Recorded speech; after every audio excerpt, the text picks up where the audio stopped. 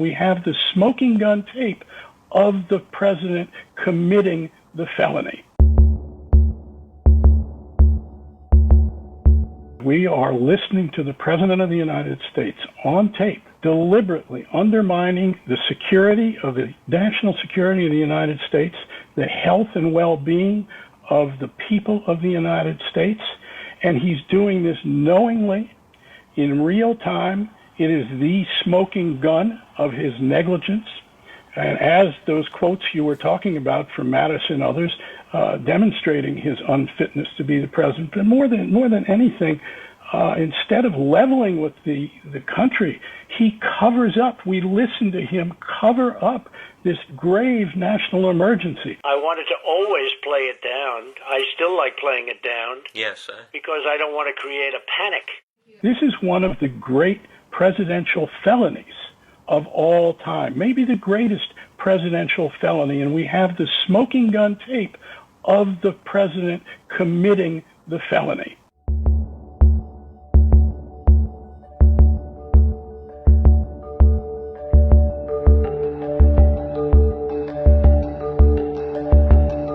There are recordings, like you said. There is this smoking gun tape. It will be hard for the president to deny what he said, but I think we already got a preview of what's going to happen coming from the White House press briefing today as Kayleigh McEnany lied and also just threw out a lot of information, some of which was inaccurate, some of which was misleading. There's going to be a full assault coming from the White House on what is in this book. Yes, there will be, and it's up to Republicans especially to counter that lie. At this point, if the Republican leadership, McConnell, McCarthy, and others try to contradict this obvious, grave dereliction of duty by the President of the United States that is captured on tape, they too are responsible for what has happened here. Look, let's talk about what this really is. This is a kind of homicidal negligence. Thousands and thousands and thousands of people have lost their lives because the president put his own reelection interest, as we hear in the tapes and see throughout Bob's book, that he is putting his own narrow presidential reelection efforts in front of the safety, health, and well-being of the people of the United States. We've never had a president who's done anything like this before. 6 days, 7 days after he was told about the gravity of this pandemic and its potential and the pathogens and what has been unleashed in the air, he had the State of the Union address.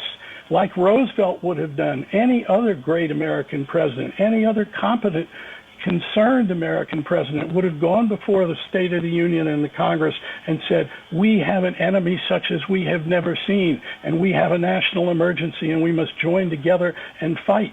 And instead, on tape, time after time after time, and through the narrative of Bob Woodward's book, we see the president put his narrow, own, selfish interest ahead of the health of the people of this country, their safety. It is a dereliction of duty recorded as no other presidential dereliction of duty has been, even more so than the Nixon tapes in this instance.